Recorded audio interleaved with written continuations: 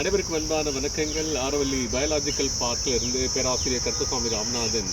இது நம்ம இருக்கிற இடம் எங்கேன்னு பார்த்தீங்கன்னா நியூ டெல்லி தாண்டி குருகிராம்.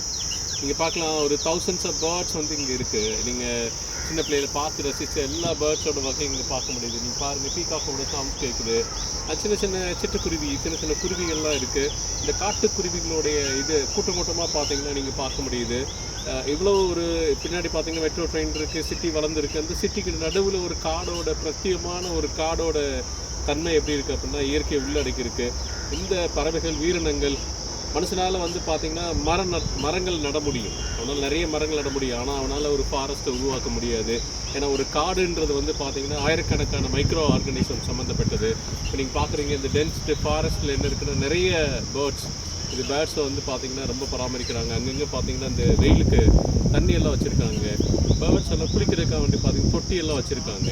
நீங்கள் பார்க்கலாம், இங்கே இயற்கை சொல்லாங்க பாருங்கள். பேர்ட்ஸ் எல்லாம் வந்து பார்த்திங்கன்னா ஜாலியாக விளாண்டுருக்கு. ஈவினிங் டைமு நம்ம நிற்கிற வந்து பார்த்திங்கன்னா தி சன்ரைஸ் வியூ பாயிண்ட் சொல்லிவிட்டு நீங்கள் பாருங்கள், one of the fantastic place. இங்கே நீங்கள் பாருங்கள், பேக்ரவுண்ட் நீங்கள் பார்க்கலாம், ஒரே க்ரீனரி.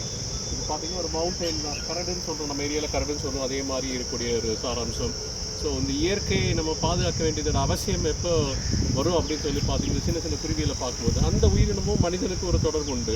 அதே மாதிரி தான் மனிதன் வந்து இயற்கை சார்ந்து வாழ்ந்துட்டுருக்கான். அவனுக்கு தூய்மையான காற்று, தூய்மையான ஒரு எண்ணம், சிந்தனை எப்போ வரும் அப்படின்னா அந்த மாதிரி ஒரு அடர்ந்த ஒரு காட்டு பகுதியில் வந்தால் தான் புரியும்.